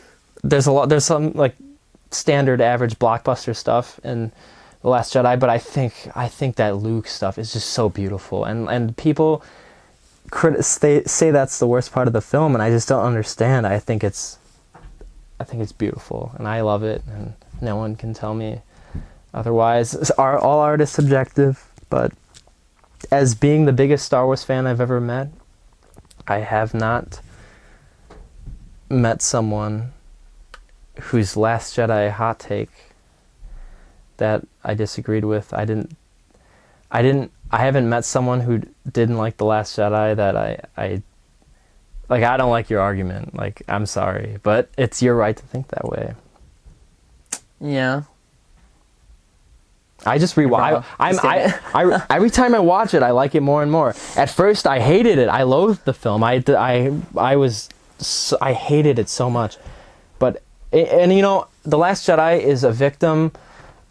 I would say your criticism isn't like a fanboy like lens. Like, there's a lot of surface level criticism. I would be totally fine if I didn't like the new direction Star Wars is going. My life would be just okay. There's a lot of fanboy criticism on The Last Jedi, like, oh, the Luke wasn't this or that, but like I had problems with like the pacing and like there's messy, there's too much, it felt bloated, too many characters, but like you don't hear a lot that. You hear about like, well, Luke wouldn't have done this or the fanboy surface level criticism is what I hate.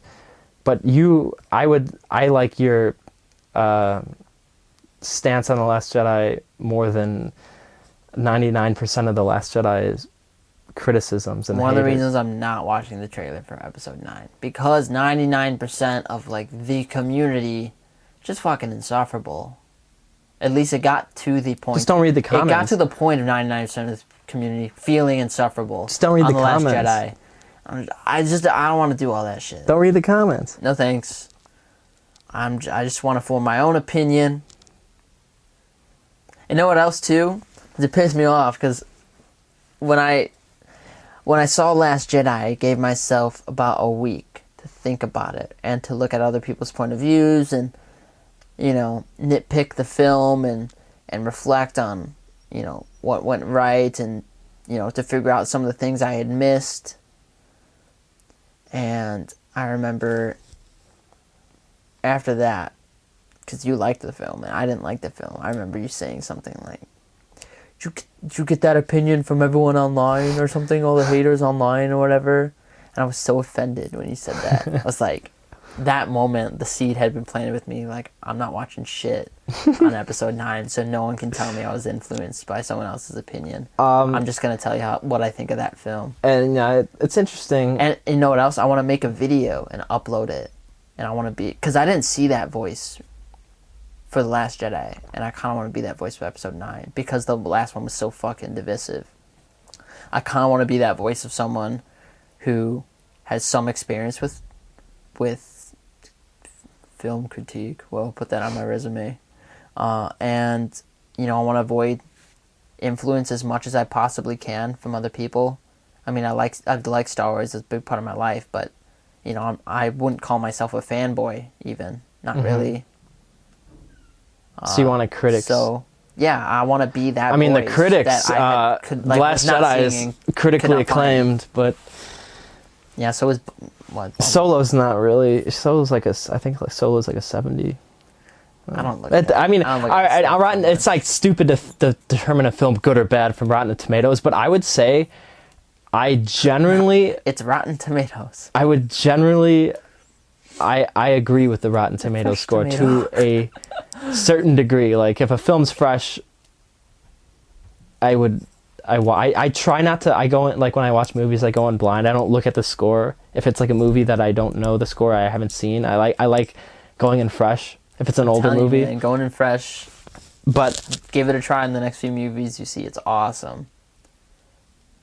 I do that. I've been doing that a lot recently, like with Rotten Tomatoes. See it. I've been doing that for stuff online too. It's easy too with directors because like, oh, I want to watch more Hitchcock films. I want to watch more Kurosawa films, and you'll just look up like, I don't know, top 10 Kurosawa films. Don't watch a trailer for any of them. Just go watch them. Mm-hmm. Just don't even know what they're about. Don't even read the description when you load it up that pops up when you're renting it. Just blur that shit out. And then just watch it and let it unfold. And it's really, really cool. I feel like it's a fresh film experience I've been missing for a while. I had that experience with a film called The Graduate, and it was one of the greatest movie-going experiences I've ever had. Me and Justin watched it. I think the film's a masterpiece. I think it's one of my favorite movies of all time now. I'm pretty sure it's on Netflix. Don't read about it. Just go into it. And it was amazing. I forgot I could have that much fun watching a movie. Huh. I really liked You Were Never Really Here. Oh, that's my favorite movie of last year. That was fun. Good. I knew what it was about going into it. I knew it was kind of like Taxi Driver-esque, and it was about a hitman tracking down a girl, yada yada yada. I loved that movie. And that cop got shot. Spoiler. That shit blew me away. No one's gonna. If people are listening to this, they're not gonna watch. It came out last year, man. I don't think anyone's gonna watch it. But catch up. I was like, wow. I want to watch more of that Lynn Ramsey. She directed the film. And it was so show don't tell, and it was so quiet, and the scenes were very personal. They almost never ever had more than 2 people on screen at one time. It was always just one person or 2 people on screen at any given time. It was such a personal film. Wow. Yeah, I adore that. Amazing. There's so many good movies I've been watching lately. Would you say you have a defined list of favorite directors now? Like modern directors, not like old directors, like not working today. I would say I've come up with a nice list of my favorites modern day. I'd have to give it some thought. But Damien Chazelle is one of them, and you should check out Whiplash. I haven't seen Whiplash. Oh my God. That's another one of those films that I forgot I could have that much fun watching a movie. Amazing. Don't tell me what it's about. I won't. In the spirit of us, don't tell me what it's about. So, there's one other thing I wanted to talk about. And I want to talk about what it is you're making. Are you making anything? Any artistic endeavor? You could call me Mr. Outline. Oh, yeah. It's funny because I've always wanted to be... I always loved the idea of writing stories. And I always did when I was little. I wouldn't call it art. But I recently, I would say that in the past year, I've discovered not discovered, but more like realized that you can't just write a bunch of cool things happening on the page. It's like, you've never seen The Office, I don't think, but there's like a episode where like they find Michael Scott's scripts that he writes, and they're like, yeah, it's like cool action detective, man. And that's hilarious. Do they like do skits and act out like the shit he wrote? I think so. But like, story awesome. Isn't a bunch of things happening. There's gotta be themes, motifs. It has to come from the director or the writer's heart. It has to be personal. It has to be personal. And You're right. It has to be a reflection of the artist too. It has to be that, and like it's impossible to remove it from yourself. It's a creation of yours. Like I have been, your brain power went into the damn thing. I've been I've been writing a bunch of things just for my own. Like it's cool to say, oh, I did this. This came from my mind and I put it on a piece of paper, and this is if I wanted to. What I say is like, if I want to see a movie, this is a movie I'd want to see, and like it's really interesting that by putting it down you can show it to someone. Yes, that's like my photography. I mean, that's the whole drive. It's just H.P. Lovecraft has this quote that's something like, if it's hard to describe, it's nearly impossible to show. Because the only way we can communicate to one another is through, the same, what's the word I'm looking for? The same understanding of a word, the same understanding of an idea, because that's how I can bring it up. And then you can be on the same page with me, right? If I say this fucking banana here is very, and I just make up some word like,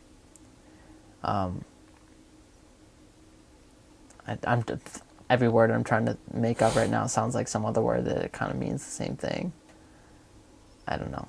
An assortment of random letters starting, and it starts with the letter X too, so it's really fucking weird. If I call this banana that word, it just wouldn't even translate.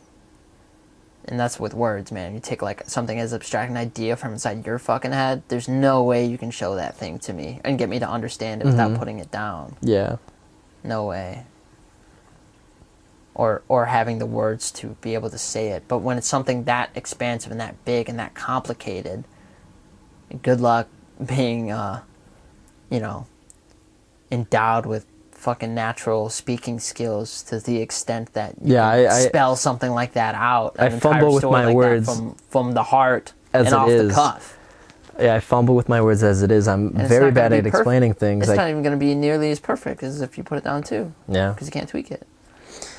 I can't imagine pitching like a screenplay to someone like that. Sounds like a horrible, horrifying experience. Yeah, that does. That sounds excruciating. Like, there's so much you need to understand. Yeah. Jeez, man. And then you're trying to get them to get on the page you're coming from, and there's a lot of work they have to do to get there. And you're trying to get them there in the way you want them to get there.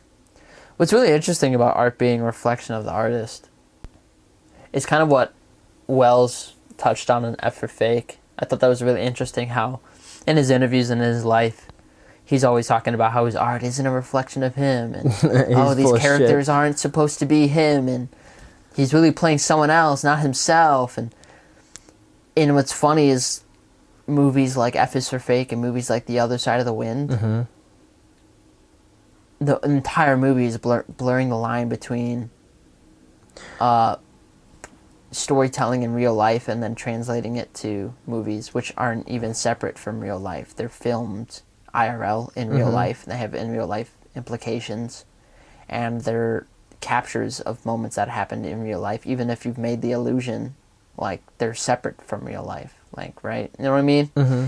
I think it's so funny that Wells is always playing the side of the argument, like, you're supposed to keep it separate from me, and I'm trying to keep it separate from myself. But then his movies are the opposite message of that, where it's all about blurring the lines between, well, separating art from this or that is fucking stupid, and art's everything and nothing at all, and it's also all-encompassing, it's also only what you make it, and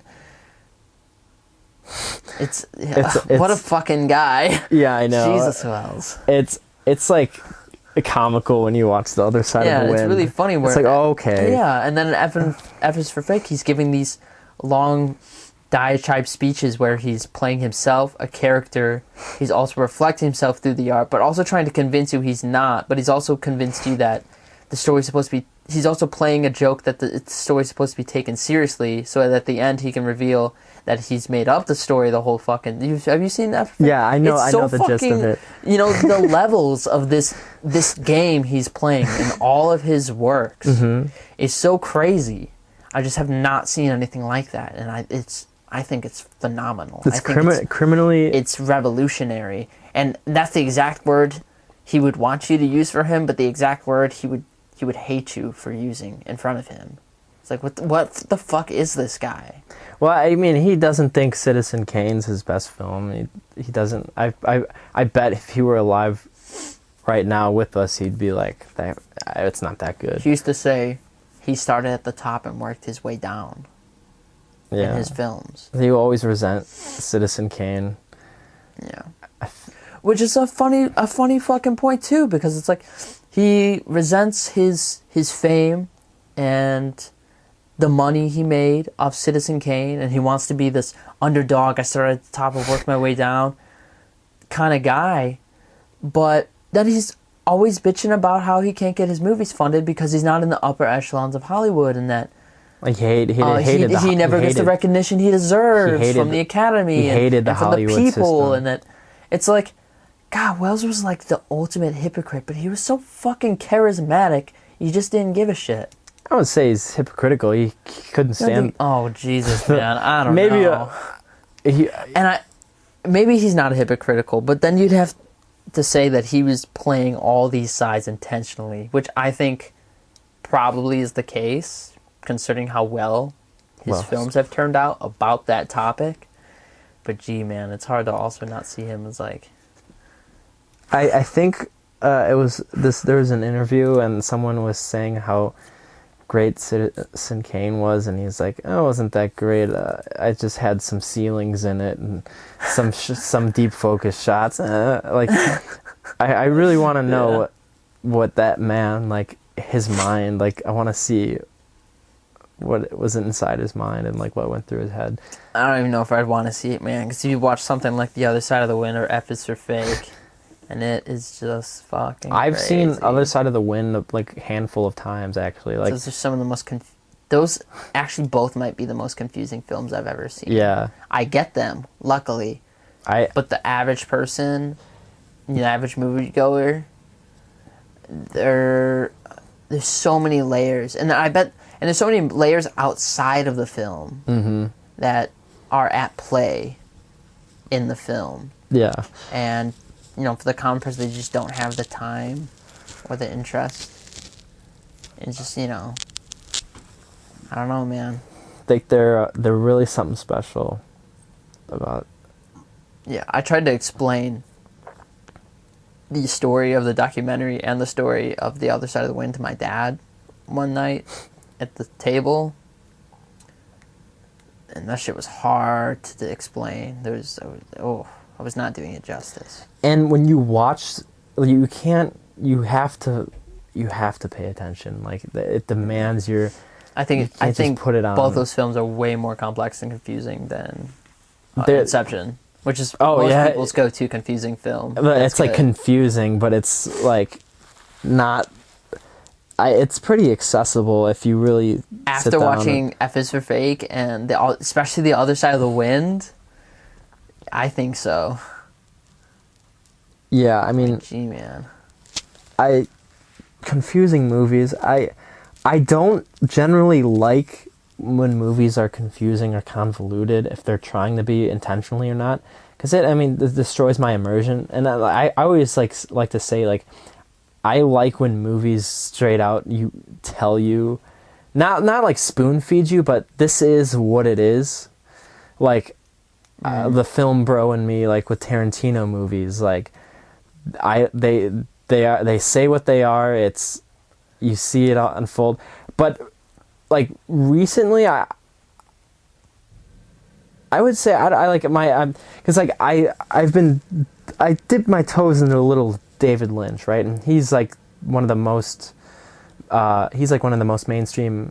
He is the most mainstream art house directors, and he's not a lot of people are into him, but he has cult following. Well, a lot of people are into him. He has cult followings, but like I watched one of his films, Mulholland Drive, and that a lot of people love that movie. I just could not get into it, and I wanted to because it's David Lynch. He's well respected. He has everyone like it says he's one of the most influential filmmakers of all time. And I just could not get into Mulholland Drive, and I wanted to. But it's very confusing, and I really am interested in what you would think of it, because I know you saw Blue Velvet and you didn't like it, but Blue Velvet's I really liked Blue Velvet, but I thought that film had potential, but I felt like it never hit that potential. That's one of his most accessible films. Like that is nothing compared to Mulholland Drive. That was a great setup. Mulholland Drive was very like I don't think I was also indulging in some substances at the time. I really want to rewatch that and see what I would think about it, because a lot of people say in multiple rewatches they get it, they understand it, but it's very complicated. It sounds like a film I want to see. It's very complicated. Like you got to pay attention. You can't have a no. But Drive, huh? I still got to see Maltese Falcon too. You got to see a lot. I got to see a lot. Yes, you got to delve into Jean-Pierre Melville's. He's becoming one of my favorite directors. We're diverging there, because Kurosawa is becoming my favorite director. I got to check out more of it. I saw Seven Samurai, the age-old tale, the epic. He uses his actors over and over again on his films, too. It's really cool. I like that. So does like Mifune, Jean-Pierre Melville. Everything. Jean-Pierre Melville. I didn't know this when I started watching his movies, but he's one of Tarantino's favorites, and I found that after the fact that I was watching his movies, I was like, damn, like that's pretty cool. I like that I love that French late 60s gangster movie. I love that shit. You know what I always go to when I want to show someone in a sort of art housey film that's accessible and has enough depth and action and experimentality? What? My go-to is always Reservoir Dogs. Reservoir Dogs? It's always my go-to. I'm like, oh, this person doesn't watch a lot of out there film. They pretty much just see what comes out in the theater every few months. Like, you need to watch Reservoir Dogs. That's my go-to recommendation. I mean, start there. It's like that's where I started. It's like a lot of, it's funny because like a lot of people, like a film bros, like guys in their 20s, like you and I. Yeah, I guarantee Tarantino's like a gateway drug. Yeah. That's what you're saying, right? Yeah, like it's like. She is. I felt like, because like my name tag at work, like a manager was like, "What's your favorite movie?" And I was like, I didn't want to. I don't know if I have a favorite movie, honestly. Like if it's picking a favorite song, it's so. Yeah. Oh, geez. In the moment I said, Pulp Fiction. Pulp Fiction is, I think it's a masterpiece and it's one of my favorite movies. But like I felt kind of this guy's favorite film was Pulp Fiction. Yeah, that's like every art dude's favorite film. Not even art dude, like. Yeah, I know, but like, from the layman point of view, it is. Yeah, because they don't know anything more abstract than that. Tarantino, I wouldn't say he's art house, but he's made art, high art. You know, like he's created genres, and we've talked about this in the last podcast. One of the most recognizable stylistic directors too, because his stylized violence is so out there and brash, it's hard not to see it from a mile away. Mm-hmm. I mean, if you're watching something from most of the other common Hollywood directors, you might, if you didn't know, like, oh, this person directed the last Jurassic Park film. Yeah. So you usually assume they're directing this one, God, too. But it might be someone else you might not even fucking know.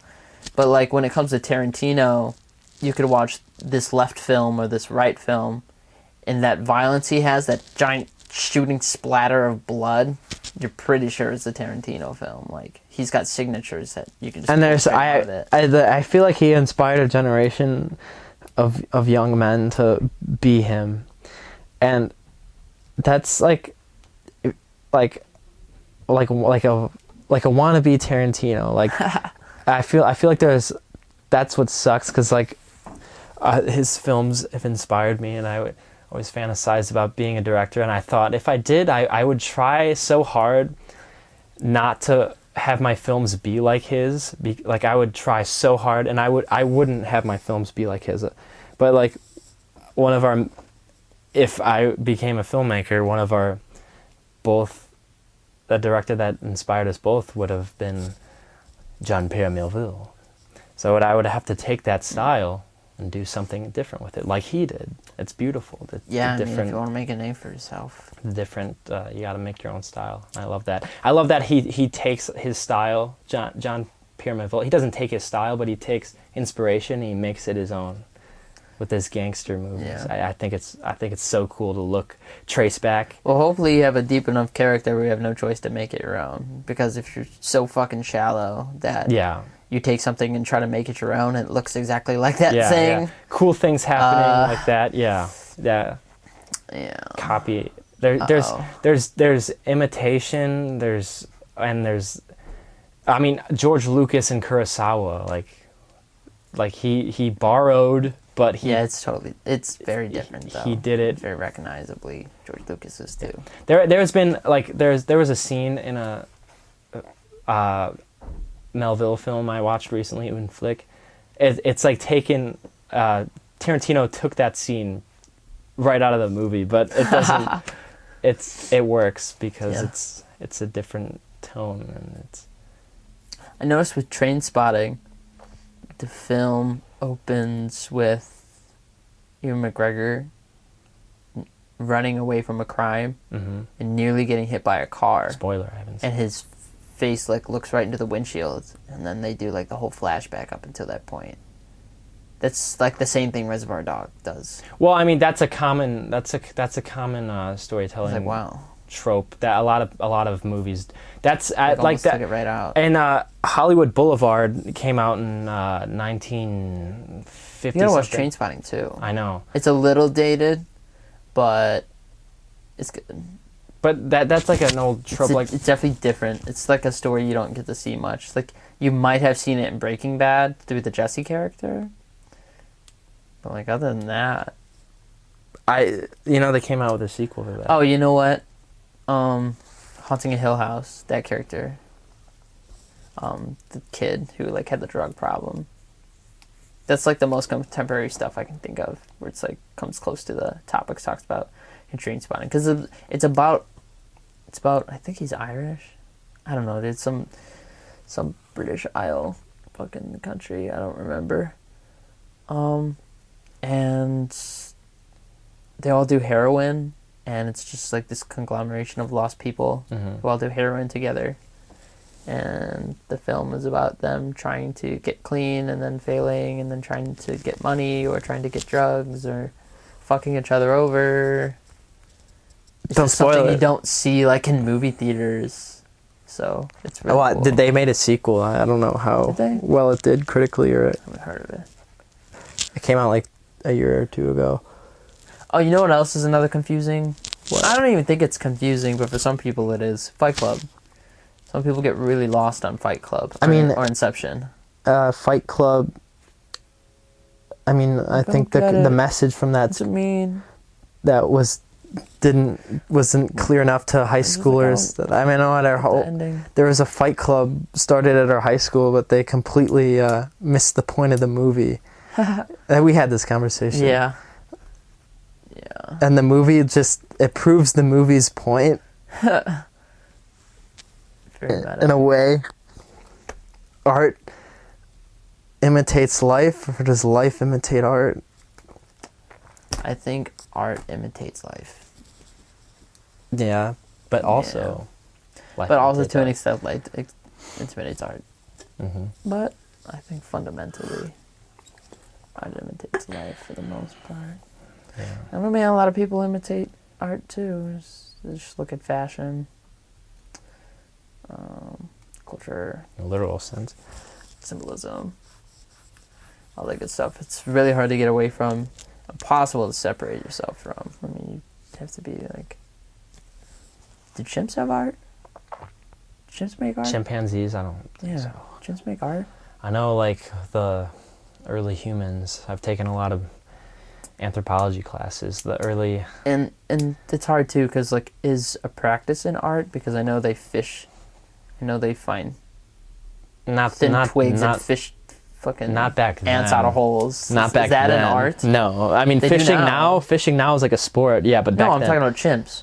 With the stick. Chimpanzees? Yeah, they stick a stick in an ant hole, and they have the ants crawl on the stick, and then they put the stick in their mouth, and they rip the stick out of the mouth just done and get all the fucking ants in to the mouth. get a quick bite to eat. That's not done with... It's not a sport. Is it an art, compete. though? Because No. they have to learn it from their other monkeys. I mean, with that Get logic, it. putting my hand in my pants during a podcast could be considered art. I don't think so. If it was a common practice that It is that aided in your self-development, like maybe you can make the case that it's an art. I think that the first case... I did a whole research paper on this. The first art came from early... I'm Don't bullshitting. you think the first art was the first time people buried Cave other paintings. people? What? Cave paintings? Cave paintings. I don't think they made any sort of art before cave paintings. What about like what? Like I don't think people houses? ever made Do you like think a thatch houses? hut? Huts? Do you think the huts would be considered art? I mean, I guess But like I'm talking about. Maybe we're talking about different things here. I'm talking about an art. Like the art of war. It's not a painting. It's I thought we were talking It's not a about photograph. It's not a color. It's like a practice. an art, like An as art. practice. And is a practice in art. So Right? You know what I'm saying? I mean, I guess, but that's not a fun conversation. I thought we're going off film and photography. I thought you were talking about like what is considered like. Did they look at it with? Well, I don't think chimps have symbolism. I don't think they have any sort of created symbolism. The sport of fishing with a stick among chimps, I don't think to them it's and fishing. the art of poking a fish with a stick. I don't know. No, it's probably not art in the sense of art. But is it an art like a practice art? How do you judge that, if it is or not? You gotta learn it from other people. Or it's like a technical construction of ideas to achieve an end that The act of like a probably high functioning thinking creature would have to develop. But I'm not the right guy to talk about that. I don't know, man. I am the first art of cave people. What about you don't think they ever stuck pointy sticks in their noses before they painted? No, like things? like in King Kong when they do the body. Yeah, sure. Yeah, there was I'm a sure lot. they fucking did that before. They were like, hey, I can make a 2D representation of the animals I see on this wall according to my with dried clay. According to my paper, around this time they were doing the cave paintings. They were also doing body paintings, but like there's not a lot of proof because like obviously you can't see that. But Yeah. I'm pretty sure if I remember this correctly. There's a lot of skeletons had like indents where like piercings would have been, but I don't know if I'm remembering that correctly or not. So Yeah. Well, Cameron Behm, the time has come. Time to wrap it up. Thank you so much for being on again. Until for this conversation. Next time. It was cool to very lovely do another recording, and this is giving me a little bit more confidence to get back into it. And I was stepping stone. What I think I need to figure out is like, I don't know if I need to figure out a direction for IDEN, or I don't know if I should be more laid back and just do shit like this and like meet up with Brett and like get more into doing shit like that, like chilled back.